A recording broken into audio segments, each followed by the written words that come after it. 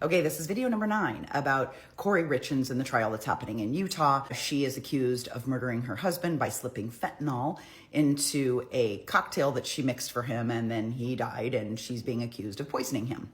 She's also facing aggravated attempted murder for trying to do it a couple weeks earlier in a sandwich, and then also 2 counts of insurance fraud and forgery. So she's in a lot of trouble.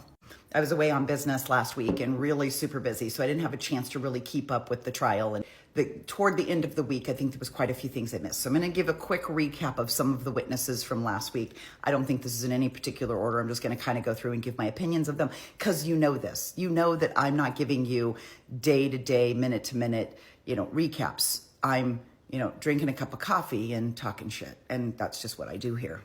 Okay, let's start with this lady. This is Marie Bromwell. Forgive me, I'm working from notes.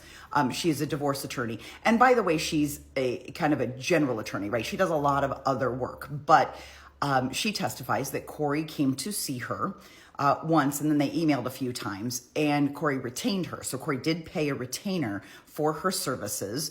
And Marie testified that Kouri was seeking a divorce. Now, this was in 2021, so this was several months before Eric's death. So Kouri paid the retainer, had a conversation with the attorney, and then Kouri decided not to continue these conversations about divorce, and so they repaid her retainer. And there was a check, a copy of a canceled check that they sent to Kouri that proved that she paid the retainer and they repaid her. And I think the reason this is important is because the prosecution is trying to say, hey, listen, Kouri considered divorce. She felt trapped. She wanted out. She wanted to start a new life with her boyfriend or whatever. She felt trapped and wanted out, so she went to see a divorce attorney. What they're alluding to, which is kind of the conclusion I jumped to, is that she realized divorce wasn't going to be. She has spoken about this, that there was a prenup, and if they divorced, she would probably come out on the bad end of that deal. So what the prosecutor's trying to say is she could have gotten a divorce. She went to an attorney to get a divorce, and then she backed out and decided to kill him instead. The defense said, you practice other types of law too, right? Like property disputes. And so the defense attorney was trying to maybe convince the jury that Kouri perhaps came to this attorney for another type of business that wasn't a divorce. This is Becky Lloyd. She was a friend of Kouri's. She testified that she and Kouri had a very serious conversation. She said that this was a very serious tone, that they were talking, and Kouri was saying how trapped she felt, that she kind of wanted to start over. And then Becky testifies that Kouri made the statement that she would just be better off if Eric were dead. That Kouri also said that there was just no easy way out for her and that he would probably end up with the kids. So this is what Becky is testifying to. Now, the defense has recordings of Becky when she's talking to the police, and she's saying to the police things like, I'm 99% certain that's what she said.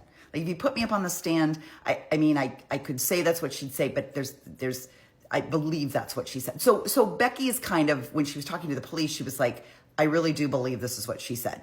When she got into court, she's like, I know this is what she said. So there's a little bit of change in Becky's tone. It's fair. It's fair to call that out by the defense, but I don't know that it really landed. This is Joshua. I think it's Kaze, K-A-Z-E. He's a friend of Eric's, a long-term friend of Eric's, over a dozen years.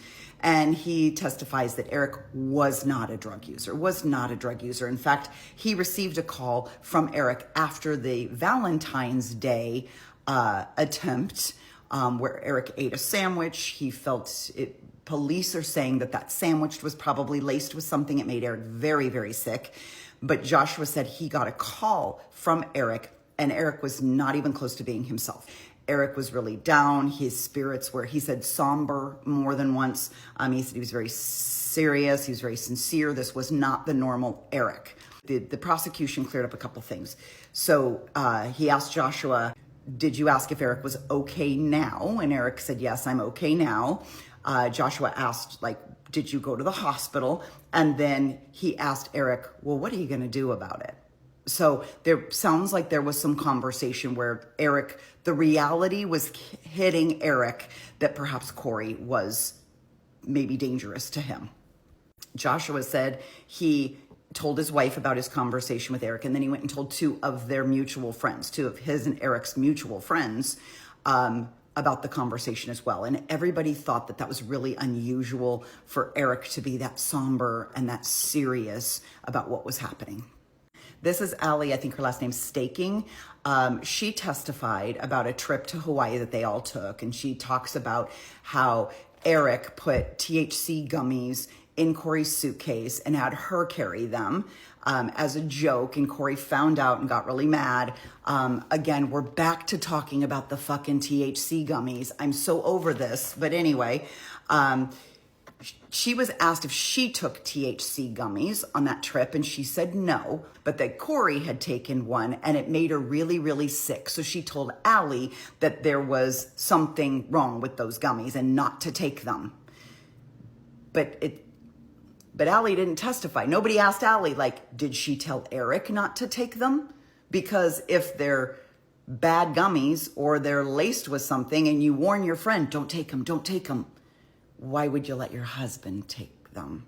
Like, again, we're back to talking about THC, which we shouldn't be, but none of the threads that they try to pull in relation to THC make any fucking sense.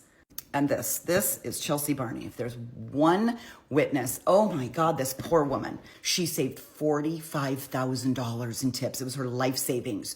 She gave it to Kouri, intended to be a down payment on a home. Kouri took her $45,000, said it was a down payment on the home, said she had given it to the bank. And what had happened was Chelsea thought she was buying a home from Kouri, and Kouri was the mortgage broker. And so Chelsea believed that she was going to pay $2,900 a month and that the money was going to go toward the mortgage. Well, it turned out the money was not going toward the mortgage. The money went toward Kouri's pocket. And so what eventually happened was the bank was going to foreclose on this property. In order to keep the home from going into foreclosure, Kouri sold the home that Chelsea was living in, because it was still in her name. And this deed was supposed to be turned over to Chelsea. Like, this house was supposed to be in Chelsea's name. She thought she bought it. It was supposed to be in her name. But then she called the woman with all the paperwork, because they signed all the paperwork to hand this over to Chelsea, to give this deed to Chelsea. And the woman said nothing was ever filed with the county clerk office. So basically the home was still in Kouri's name. So when the bank starts calling, being like, hello, you haven't paid any mortgage payments, which, by the way, Chelsea thought was being fucking paid. So she's paid $2,900 a month and put down $45,000. And Kouri didn't give a penny of it to the fucking bank. So the bank's going to foreclose. Kouri sells the home, doesn't tell Chelsea. Chelsea's still living in the home. And the new owner comes along and is like, bitch, you got to get out of my home. So she gets evicted by the new owner, who then just bought the home out from underneath her, the home she thought she owned.